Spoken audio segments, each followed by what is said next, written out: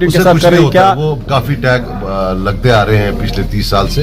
वो दिल्ली जाएं तो वहां बोलते हैं अलबर, यहाँ बोलते हैं बीजेपी। वो पहले मन बनाने में हूं क्या, मैं खुद अब कंफ्यूज हो गया। उनको बोलो वो मन बना से। नॉर्थ कश्मीर से सजाद गनी लोना बाज़ाब्ता तौर पर जो कैंडिडेट नामिनेट हुए हैं, तो आप मुझे बताइए कि आपका मुकाबला जो है नेशनल कॉन्फ्रेंस भी है, पीडीपी में मैदान में है, लेकिन कहा जा रहा है कि उन्होंने जो है माजी में काफी गलतियां की हैं जिन्हें आप हमेशा दोहराते हैं। तो आपको क्या लग रहा है आज वही गलतियां जो है उनका खमियाजा उन्हें भुगतना पड़ेगा? देखिए मेरी बात सुनिए, ये एक सिंपल सी बात है। स्टेट चली गई, 370 चला गया, 35 से चला गया। आज हम यूनियन टेरिटरी है और 5 साल से इलेक्शन नहीं हुई। जब हम जवाब ढूंढेंगे, मेरे को भी जवाब देना पड़ेगा। लेकिन मैंने सिर्फ 2.5 साल, एक पशुपालन मंत्री था मैं 2.5 साल। जिन लोगों ने 20, 30, 40 साल हुकूमत की है, जवाब तो ज्यादा उनसे मांगा जाएगा। सो ये मैं, हमें कोई जाती जिद नहीं है नेशनल कॉन्फ्रेंस का, लेकिन जिस हालत में हम हैं, नेशनल कॉन्फ्रेंस नहीं कह सकती कि मेरा इसमें कोई रोल नहीं। उनका बाज़ाब्ता रोल है, क्योंकि 31 साल लगभग 50% के टाइम जो है हुकूमत उनके पास थी। इसलिए हम उनसे उनको तनकीद नहीं करते, उनसे सवाल पूछते हैं और हम ये उम्मीद रखते हैं कि वो सवालों का वो जवाब देंगे। सर पीछे जो इलेक्शंस हुई उनमें बड़े वादे किए जाते थे, जैसे सड़क रोल अतानमी या बाकी चीजें। इस इलेक्शन में ऐसी कोई बड़ी बात नहीं कही जा रही है। तो जब अगर हम मान के चले कि सजाद गनी लोन साहब नॉर्थ कश्मीर से जीत जाते हैं, तो क्या बड़ा कुछ ऐसा रहेगा जिसपे आपका मेन फोकस रहेगा? देखिए 2 चीजें हैं, डेवलपमेंट एंड डिग्निटी। डेवलपमेंट होता है आपकी economic packages. As I said, मेरा ख्वाब है जो जम्मू कश्मीर के लिए, I see it in the long term as horticulture based, कि इसमें horticulture, some sort of agriculture, biotechnology, which means aromatic plants, medicinal plants, ये बहुत बड़ी इंडस्ट्री जिसमें thousands of crores का टर्नओवर हो सकता है। और दूसरा टूरिज्म। मेरा main focus our as a party is to get as much funds as possible for development of these 2 sectors.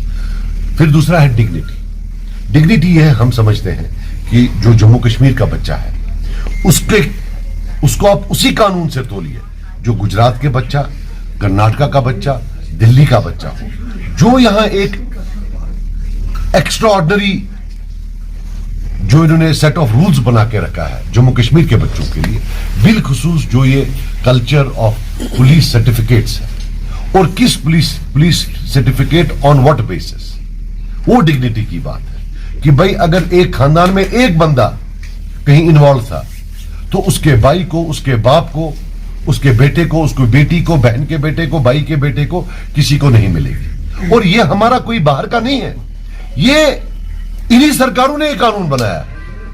पूरी दुनिया में कहीं ये कानून नहीं है कि बाप की सजा बेटे को, या बेटे की सजा बाप को, या भाई की सजा भाई को। ये सिर्फ जम्मू कश्मीर में है।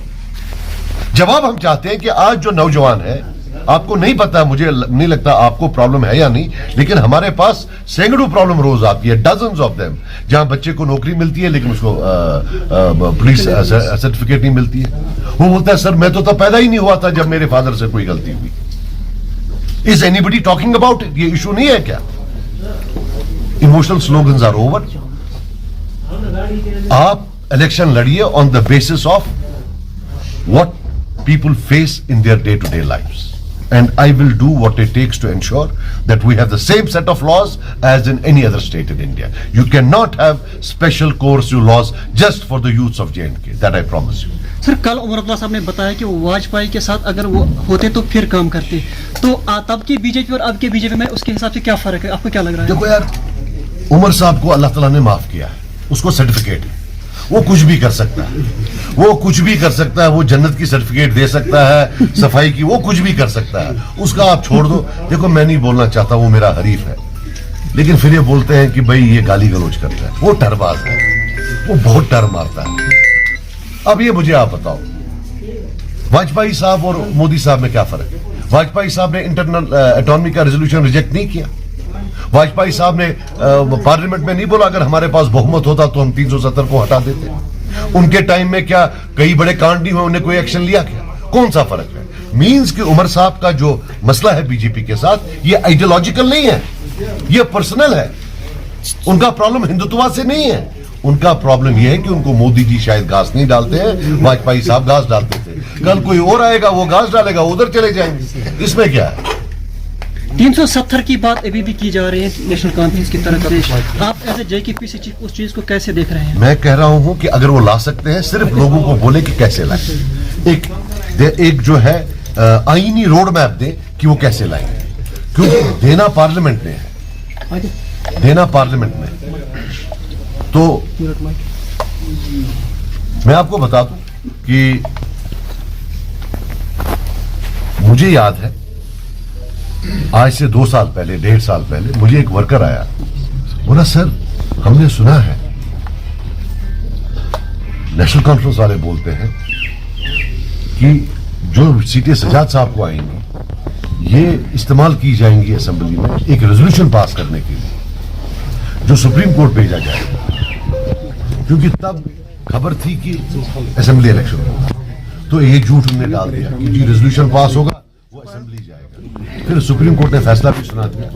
उनको अगर लगता है कि देखो, क्योंकि इनके 3 MP वहां होते हुए 370 लिया, वो कुछ तो कर पाए। अब अगर इनका कोई MP गया, अगर गया, वो कैसे वापस लाएगा, वो इनको लोगों को समझाना चाहिए। झूठ नहीं चलेगा, कितना झूठ बोलेंगे। आपके हिसाब से ये 70 साल से झूठ बोल के आ रहा है, आपको अभी लग रहा है कि उनके तरफ से कोई MP अब कश्मीर से जाएगा? मुझे लगता है आपकी मर्जी है ना जाए, तो मेरी भी वही मर्जी है। Conversation At this point of time- देखिए, अभी जो मैं यहाँ बैठा था, हमारे कलारूस के लोग थे, गरीब तबके से थे, मैं इनके साथ कॉन्वर्सेशन कर रहा था। ये conversation from here till top मेरी चलती रहेगी इन परस्यूट ऑफ अ विन।